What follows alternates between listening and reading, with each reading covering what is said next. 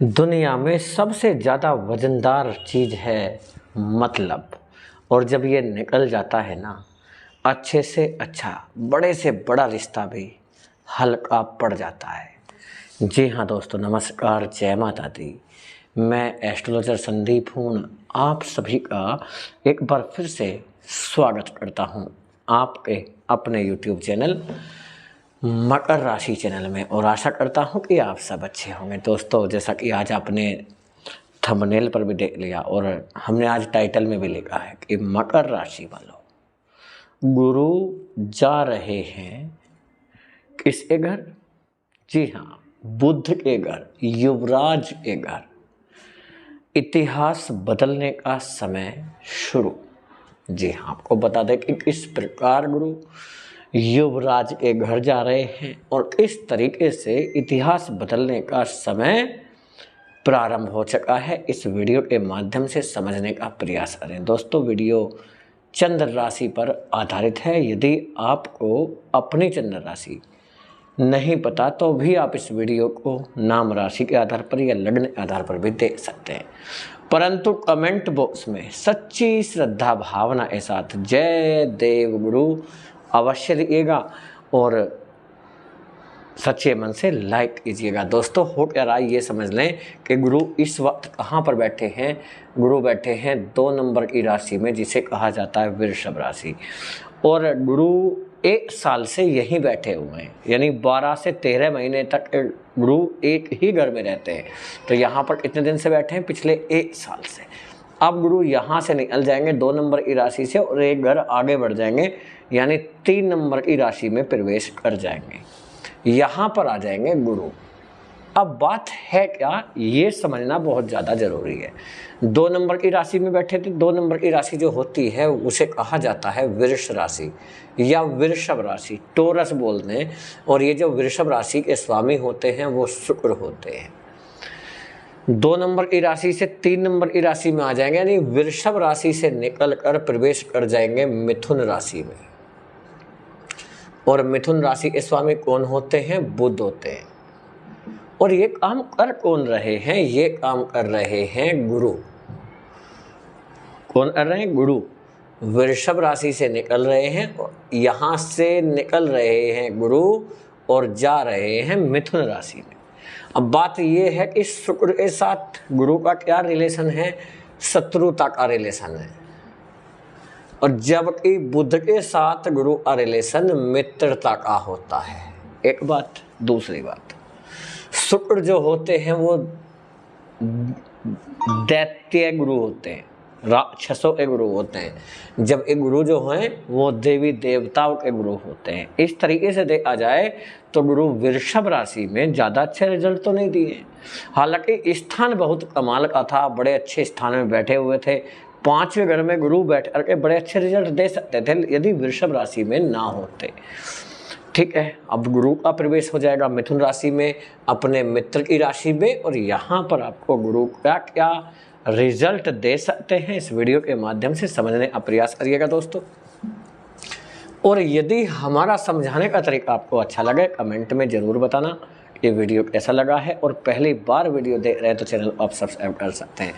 दोस्तों, यदि आपकी जन्म कुंडली में ही कोई ग्रह खराब है, या हो सकता है आपके जीवन में ज़्यादा समस्याएं चल रही हो, तो हो सकता है कोई ग्रह किसी अशुभ ग्रह के प्रभाव में हो, तो आपको अपनी जन्म कुंडली का फुल एनालिसिस किसी अच्छे एस्ट्रोलॉजर से जरूर कराना चाहिए। जी हाँ, ताकि आपको पता पड़ जाए कि कौन सा ग्रह आपको परेशान कर रहा है, किस वजह से समस्याएं आ रही हैं और क्या आप उसका सावधानी कर सकते हैं।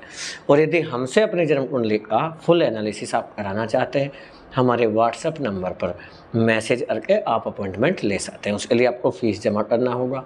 पहले पेमेंट करेंगे, उसके बाद आपको व्हाट्सएप पर मैसेज करके ही अपॉइंटमेंट मिलेगा और आपको कॉल के जरिए सारी चीज़ें बता दी जाती हैं। और फीस जो होगी वो 30 मिनट का कंसल्टेशन लेंगे तो आपको 1100 रुपये पे करना होगा, और 60 मिनट का कंसल्टेशन लेंगे उसके लिए 2100 रुपये आपको पे करना होगा। ठीक है, व्हाट्सएप नंबर डिस्क्रिप्शन बॉक्स में आपको मिल जाएगा। देखिए दोस्तों, अब हो क्या रहा है, गुरु पहुंच जाएंगे मिथुन राशि में। ये कुंडली का कौन सा घर है? ये 6ठा घर है। 1 2 3 4 5 6 छठे घर में बैठकर गुरु क्या रिजल्ट देते हैं, आइए वन बाय वन समझने का प्रयास कर लेते हैं। छठा घर कुंडली में वैसे अच्छा नहीं माना जाता, लेकिन यदि कोई शुभ ग्रह बैठ जाए और वो भी अपने मित्र राशि में बैठ जाए तो रिजल्ट अच्छे देते हैं। तो ये समझिएगा, सबसे पहले तो आपको कर्ज जो है आपका वो कम होता हुआ दिख जाएगा। कर्ज कम हो जाएगा लेकिन ख़त्म नहीं होगा। जी हाँ, कर्ज धीरे धीरे कम कर सकते हैं आप, ये चीज़ें हो जाएंगी। लेकिन और ये भी है, यदि आप कर्ज लेना चाह रहे हैं किसी से, या कोई इन्वेस्टर ढूंढ रहे हैं, या बड़ा कर्ज लेकर एक छोटे कर्ज को चुकता करना चाह रहे हैं, तो ये भी आपका कर्ज आपको मिल सकता है, ये संभावनाएं बन जाएंगी। दूसरा, यदि आप लंबे समय से किसी बीमारी से परेशान हैं तो ये समझ सकते हैं आपकी बीमारी में काफ़ी हद तक आपको राहत मिलेगी। लेकिन यदि पेट से संबंधित समस्या है तो उसका सामना आपको करना पड़ सकता है। साथ साथ किसी केस में, मुकदमे में फंसे हुए हैं, उसमें आपको फंसा दिया गया, मुकदमा चल रहा है, तारीख लग रही है, तो उसमें आपका पक्ष में जाएगा ये, ठीक है। यानी परिणाम जो आएगा वो पॉजिटिव आएगा और शीघ्र ही इसका परिणाम आता हुआ आपको दिख जाएगा। गुरु बैठे हैं छठे घर में। छठा घर होता है शत्रु का, और शत्रु आपका कमजोर होता हुआ दिखाई देगा। यदि आप एडवोकेट हैं, समझ लीजिएगा, या जज हैं, तो आपके लिए ये अच्छे मौके हैं। यदि आप वकील हैं या जज हैं तो आपको एक तरह से ये समझ सकते हैं, आपके लिए सफलता के रास्ते खुलते हुए नजर आएंगे। जुडिशियल से संबंधित हैं। यदि आप किसी सिविल सर्वेंट की सिविल सर्विसेज के लिए तैयारी कर रहे हैं, सिविल सर्विसेज के लिए तैयारी कर रहे हैं, तो तैयारी करने वाले जातकों के लिए गुड न्यूज़ रहेगा। जी हाँ, आपके लिए गुड न्यूज़ रहेगा। थोड़ा सा प्रयास अपना बढ़ा लें और चीज़ों को समझने का प्रयास करिएगा, जो आप डिमोटिवेट ना हो, अपने आप को खुद मोटिवेट करें। मेहनत का समय चल रहा है, इसे खराब नहीं करिएगा। यदि आप, हो सकता है आप डॉक्टर हैं, तब आपके लिए संभावनाएं अच्छी चल रही हैं डॉक्टर के लिए। और ये समझिएगा कि वैवाहिक जीवन के लिए, जी हाँ, वैवाहिक जीवन में थोड़ी सी समस्याओं का सामना करना पड़ सकता है। क्यों? क्योंकि पहले तो आपके मंगल नीच के होकर इस 7वें घर में बैठे हुए हैं, ये स्थिति अच्छी नहीं है। तो आप अपने जीवन साथी से या जीवन संगनी से तालमेल बनाकर रखें, उनको वक्त देने का प्रयास आपको करना चाहिए। वक्त जरूर दीजिएगा। हम समझते हैं भले ही वक्त कितना ही भी कीमती क्यों ना हो, लेकिन अपने रिश्तों को संभालने का प्रयास आपको करना चाहिए। ये वैवाहिक जीवन के लिए अच्छा संकेत नहीं है कि मंगल का नीच होकर 7वें घर में बैठना। हालांकि मंगल नीच के भी नहीं होते हैं, तब भी 7वें घर में परेशानी खड़ी करते हैं, लेकिन नीच के होकर एक ज़्यादा परेशानी खड़ी करते हैं। तो दाम्पत्य जीवन में परेशानी का सामना करना पड़ सकता है, सचेत रहें।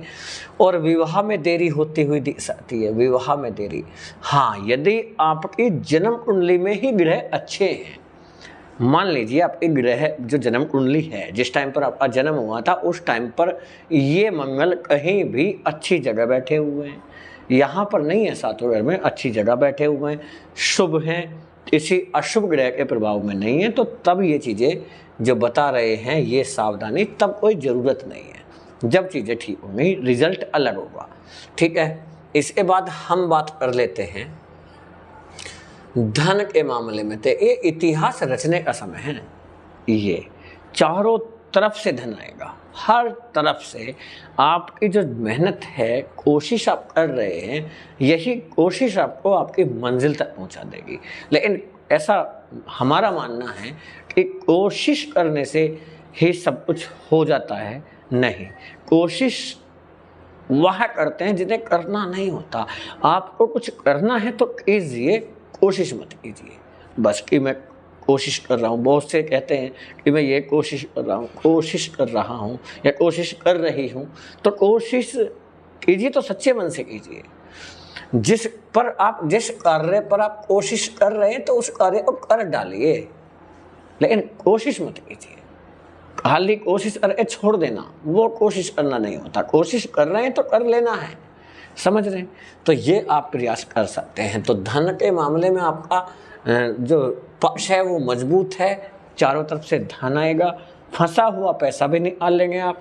यदि आप रियल एस्टेट के काम को करते हैं, ये समझिएगा रियल एस्टेट का काम करते हैं, तो इसमें आपके लिए बहुत अच्छे अवसर बन सकते हैं। जी हाँ, हालांकि मंगल नीचे बैठे हैं, ध्यान दीजिएगा।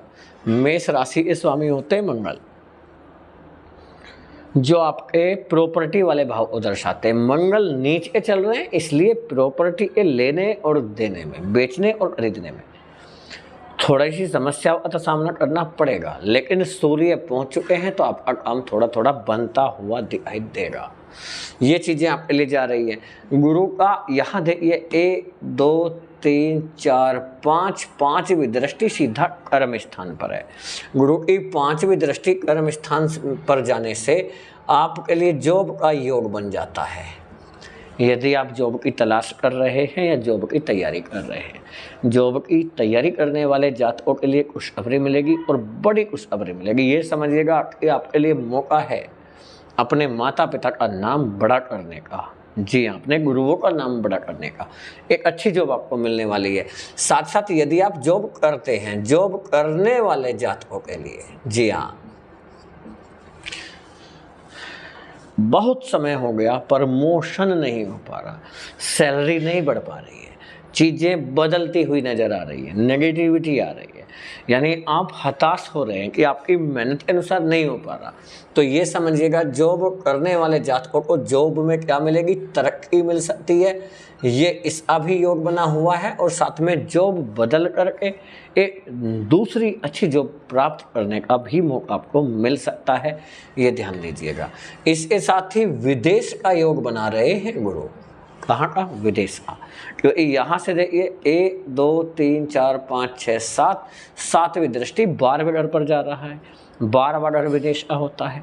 एजुकेशन के स्वामी होते हैं गुरु, यानी उच्च शिक्षा के लिए, हायर एजुकेशन के लिए आप विदेश में जा सकते हैं।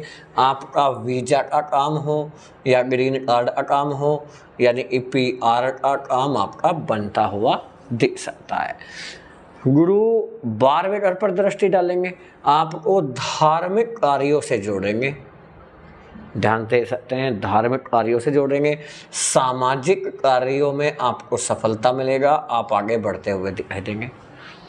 गुरु कृपा ऐसी होगी, मान सम्मान में बढ़ोतरी होगी। मान सम्मान में क्या होगा? बढ़ोतरी होगी, यानी वृद्धि होती हुई दिखाई देगी। गुरु की दृष्टि 12वें घर पर है, खर्चा थोड़ा सा नियंत्रण में रहेगा, यानी खर्चे को क्या कर सकते हैं, कम करने का प्रयास आप कर सकते हैं और उसमें आपको सफलता मिलेगा। बैंक बैलेंस आपका बढ़ता हुआ दिखेगा। गुरु की 7वीं दृष्टि यहाँ पर है, 9वीं दृष्टि जा रहा है धन स्थान पर, यानी अचानक से आपको दिखाई देगा कि आपके धन का जो है आगमन शुरू हो चुका है, लक्ष्मी आती हुई दिखाई देगी। माँ लक्ष्मी की कृपा आपके ऊपर बनी है। विवाह के लिए रिश्ते आने शुरू होंगे, बहुत अच्छे अच्छे रिश्ते आएंगे, रिश्ता जुड़ेगा भी। दूसरे विवाह के योग बने हुए हैं ऐसे जातकों के जिनका डिवोर्स हो चुका है या पति पत्नी अलग हो चुके हैं डिवोर्स के बाद, या आपका जीवन साथी या जीवन संगनी भगवान ने ही आपसे अलग कर दिया है, तो ये समझ लीजिएगा आपको कोई अच्छा व्यक्ति, अच्छा जीवन साथी या जीवन संगनी मिलने की संभावनाएं बन रही है, क्योंकि गुरु कहाँ पर बैठे हैं? 6ठे घर में। दोस्तों, ये वीडियो कैसा लगा आपको कमेंट में बताइएगा। यदि हमारा समझाने का तरीका आपको समझ में आया हो, अच्छा लगा हो, तो ज़रूर बताना कि वीडियो कैसा लगा। फैमिली दोस्तों आप शेयर ज़रूर करें। गुरुदेव की कृपा हमेशा आप सभी के ऊपर बनी रहे। जय हिंद, जय भारत, वंदे मातरम, जय गुरुदेव।